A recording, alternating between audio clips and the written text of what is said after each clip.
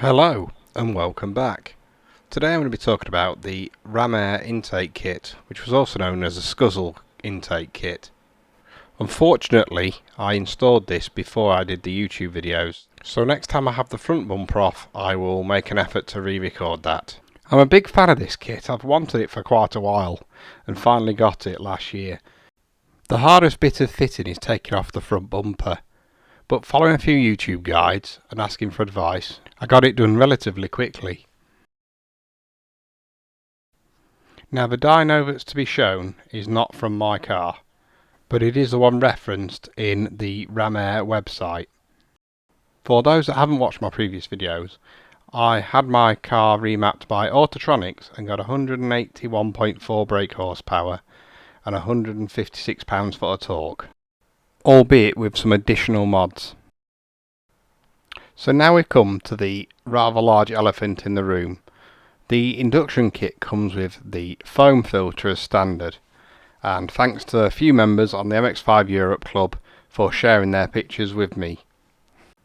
As you can see, they don't seem to fare well under long-term use, and these are just a few members' pictures that show this, although I have seen many more on the forums. It's not my aim to discredit or dissuade people from buying the kit, as the rest of the kit is fantastic and I would never hesitate to buy another one.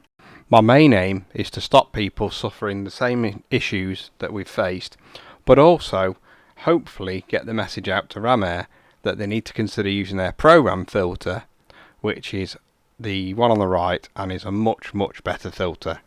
I've also fitted a waterproof sock around the filter, mainly due to the fact the filter is sat right in the mouth of the front grille and is prone to getting water spray, etc.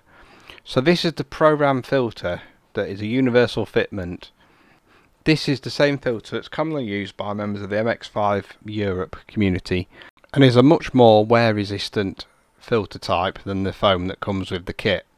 I deliberately went straight to the program filter to avoid the issues with the foam, but it's your own choice what's best for you. And if you're using, for example, a Zunsport grill, you may not suffer the same issue. So, foam versus mesh. These are just a really quick few points I've thought up of which is better from my personal point of view, although you may have your own thoughts.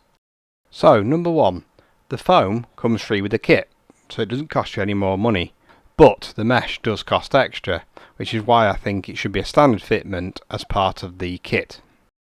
The second one is the fact that the foam can be torn by debris and other road contaminants, whereas the mesh one is stronger and less prone to damage when hit by objects.